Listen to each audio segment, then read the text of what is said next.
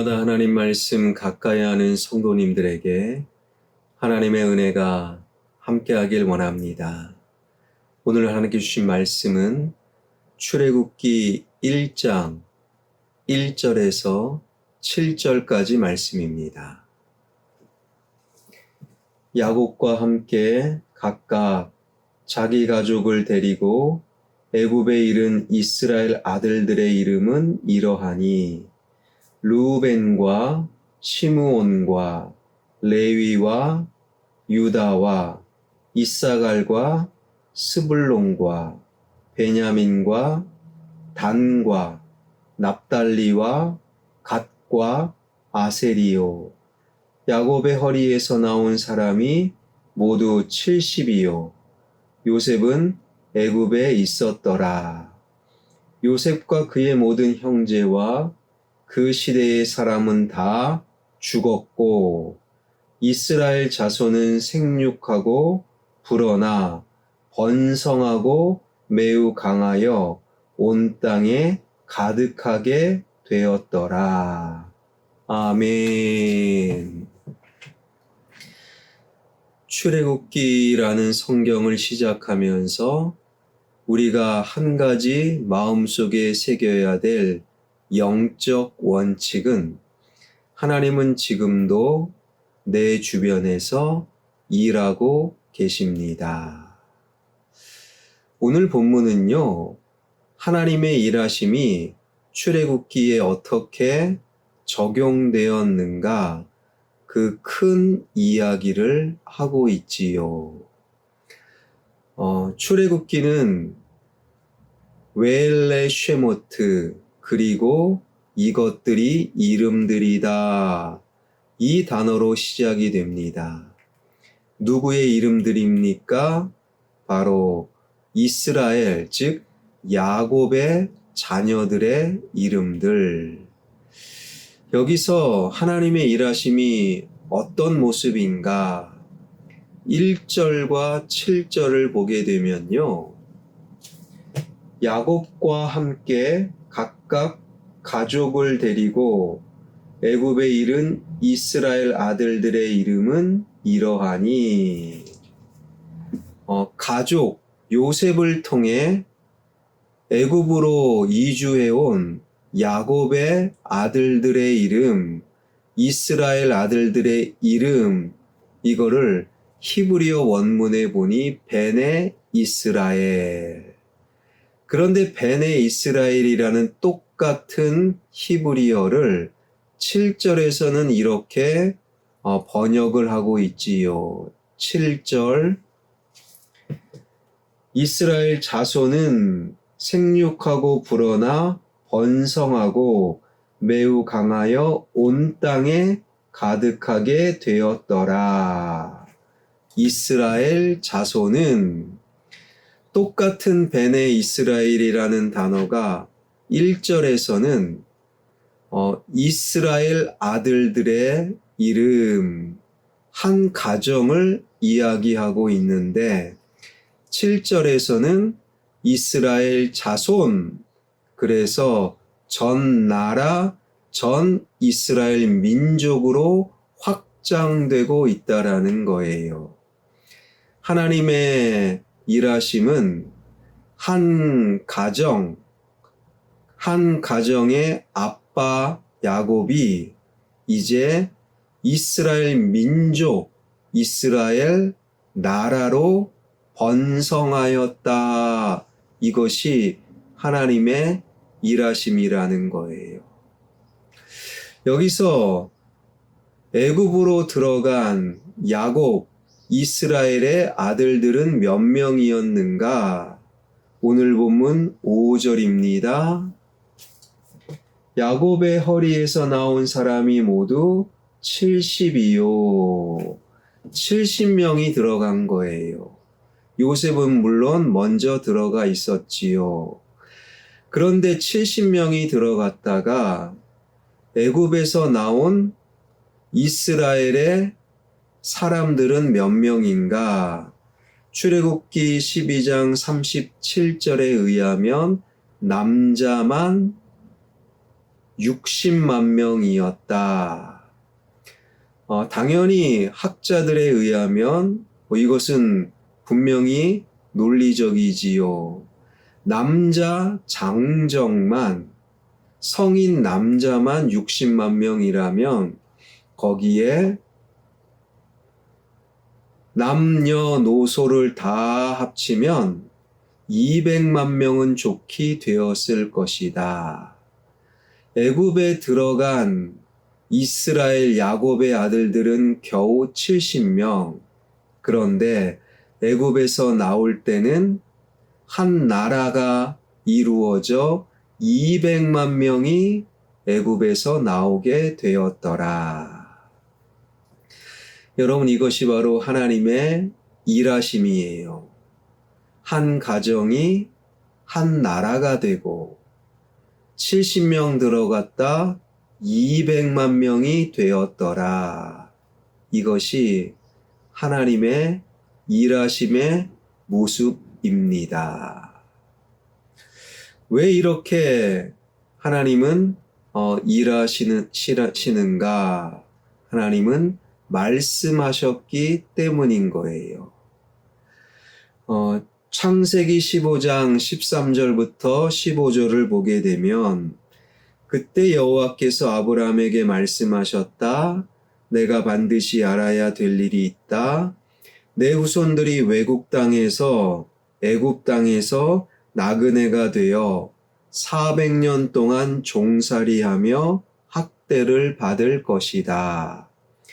그러나 그들이 섬기는 나라를 내가 벌할 것이니 그 후에 내 후손들이 많은 재물을 가지고 그 나라에서 애굽에서 나올 것이다. 그리고 너는 장수하다가 평안히 죽어 묻힐 것이며 내 후손들은 4대 만에 이 땅으로 돌아올 것이다. 이것은 아직 아모리족의 죄가 절정에 달하지 않았으므로 그때까지는 내가 그들을 쫓아내지 않을 것이기 때문이다.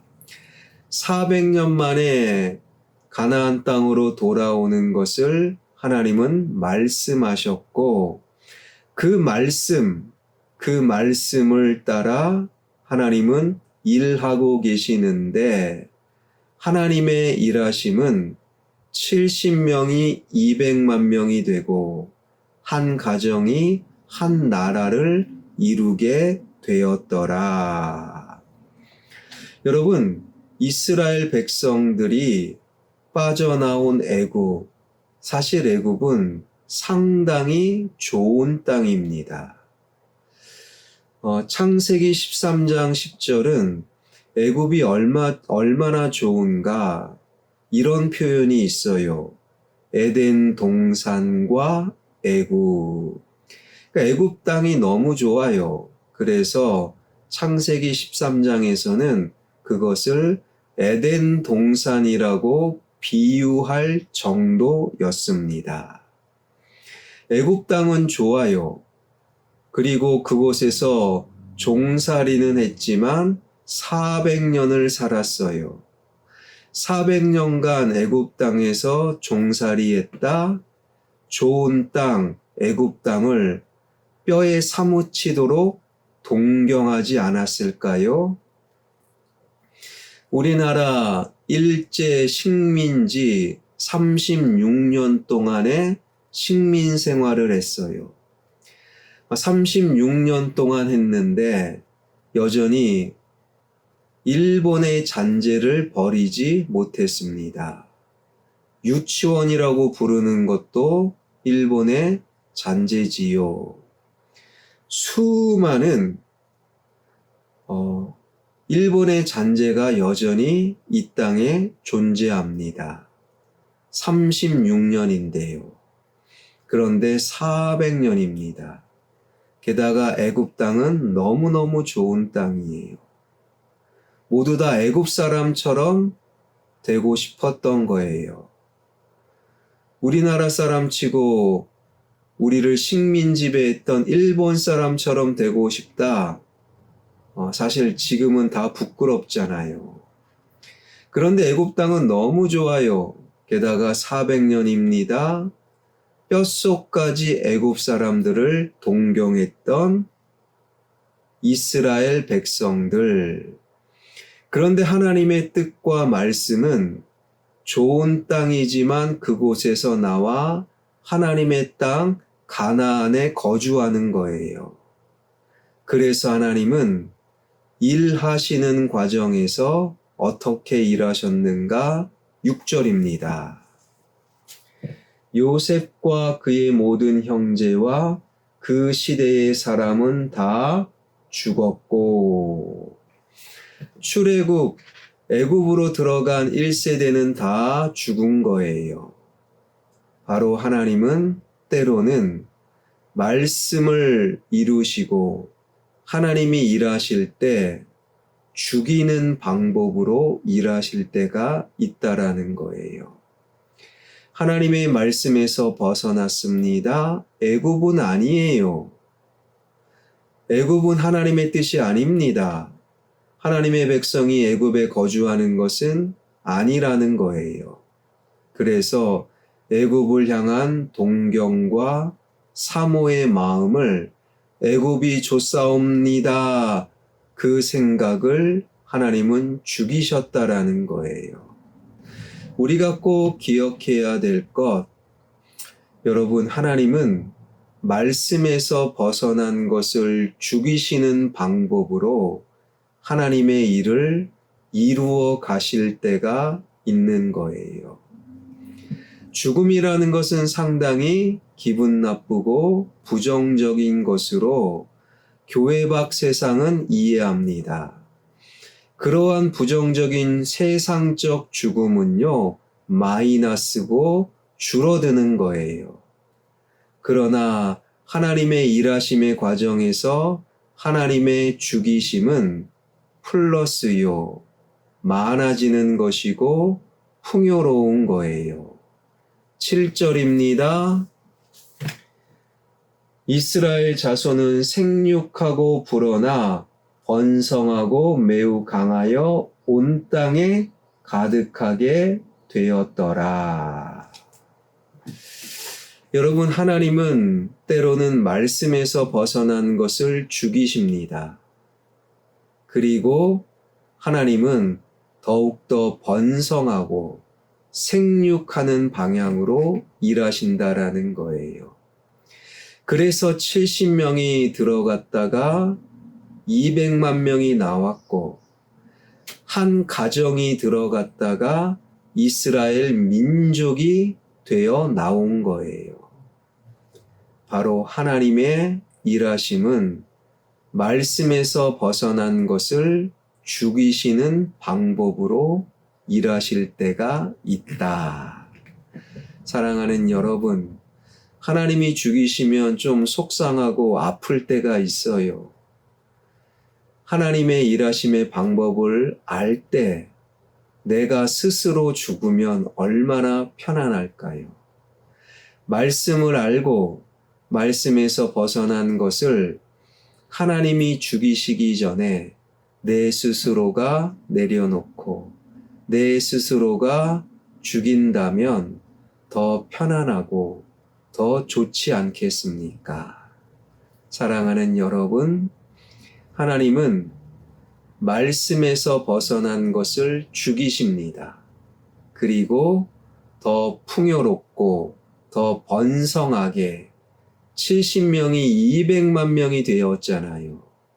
그러한 번성과 생육을 향해 일하시는 하나님, 그 하나님을 늘 기억할 수 있는, 그래서 하나님이 손대시기 전에 말씀에서 벗어난 나의 삶을 내 스스로가 내려놓고 내 스스로가 죽일 수 있는 지혜로운 그리스도인들이 되길 주님의 이름으로 축원합니다.